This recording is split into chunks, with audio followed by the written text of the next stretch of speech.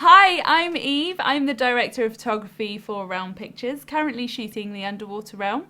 We are privileged enough to have Mr. Philip Bloom as one of our associate producers, and so I've come here today to do a basic lighting tutorial. What better place to do that than philipbloom.net?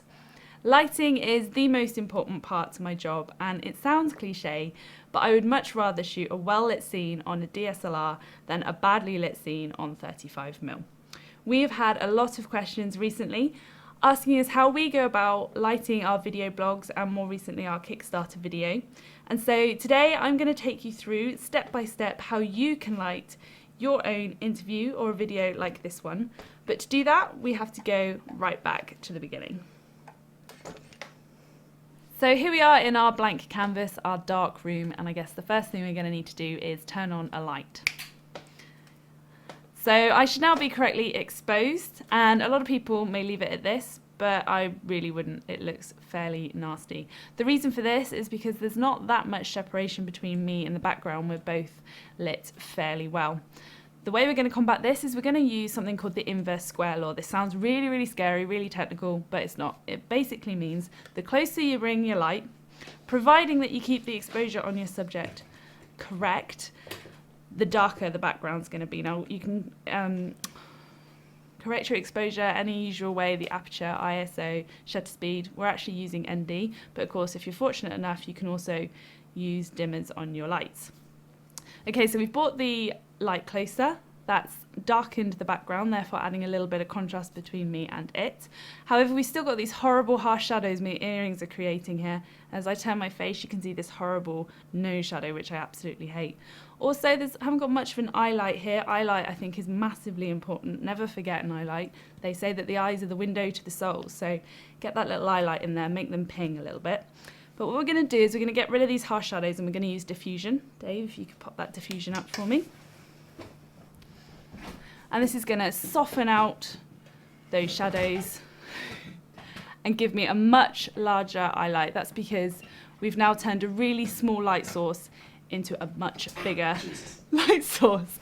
Also remember that when you're putting up lights, you should always wear gloves because lights do get fairly hot when you're handling them. So now we've done that, we've given it a much more elegant look, I think, for this interview. And like I said, a much larger eye light. I'm just going to knock that out of frame a little bit there. Okay, so now we've done that. That's worked fairly well. But as the background is now darker, so is my hair. We've kind of lost that separation a little bit. So what we're going to do is we're going to hit up a hair light. What this is going to do, it's not only going to highlight the glossiness of my newly washed hair, but it's also going to basically draw a line around my head and shoulders, just getting that little bit of separation back. And then what we're going to do is we're going to add my next favourite, which is the 3/4 backlight. Now that pretty much says what it does on the tin. It's not a full backlight, this is actually a 3/4 backlight. And the reason why I love this so much is because when you use a soft diffuse light like this, you run the risk of maybe flattening any modelling that you've got given in the face. And what this one's going to do is just bring out any modelling in the cheekbone, the chin, around the ear, and it's just going to give your subject a bit more of a three-dimensional feel. You can adjust the height, the angle of the 3/4 backlight depending on the subject that you're shooting. You could be shooting a real fat man or an absolute supermodel with stunning cheekbones, so just bear that in mind when you're shooting different subject matters. Okay, so that is our basic lighting setup. You can leave it there. It looks perfectly fine. I think you could shoot like this. But because this is a Philip Bloom tutorial page, we're going to take it a little bit further. Those of you who follow our weekly blog will know that we are huge fans of our film memorabilia, especially our King Kong crawler on the back wall. And so what we're going to do is we're just going to throw a little bit of light up on the background. Now we've got that dark space. There we go. We've thrown up the blue one. Is that the blue one? No. Oh, okay. So we've thrown up a bit of light on that back wall there, just giving us a bit of interest in the background. But I think we may have lost a little bit of separation. That's actually a tungsten fluorescent bulb in the background there. So what I'm going to ask Dave to do is change that out to a daylight balance bulb, which should give us more of a blue light.